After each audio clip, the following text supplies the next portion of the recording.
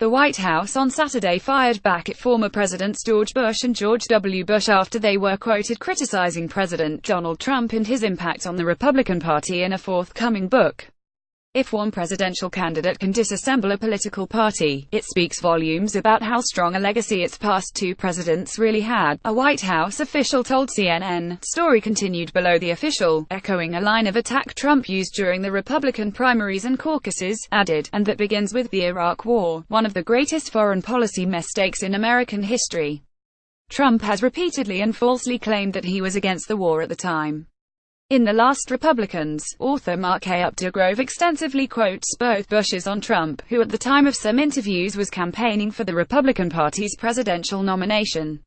In a preview in the New York Times, George Bush is quoted calling Trump a blowhard, adding that he didn't like him, while George W. Bush seemingly suggested Trump incited and exploited public anger to advance his candidacy.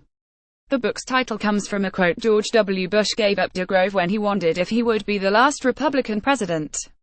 Trump's unexpected win refuted that notion, but the business mogul's populist policies and public demeanor markedly contrast with Republican politicians and policies in the Bush eras. By signing up, you agree to receive email newsletters or alerts from Politico. You can unsubscribe at any time. Throughout the early months of the campaign, Trump delighted in attacking George W. Bush's brother, former Florida Gov.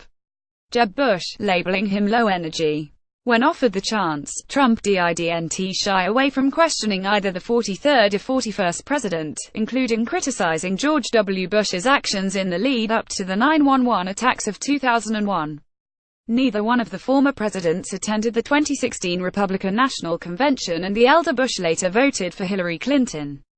While not mentioning Trump directly, George W. Bush gave a speech last month that hit at the nativism and populism of the current political discourse, something viewed as a subtle swipe at the current president.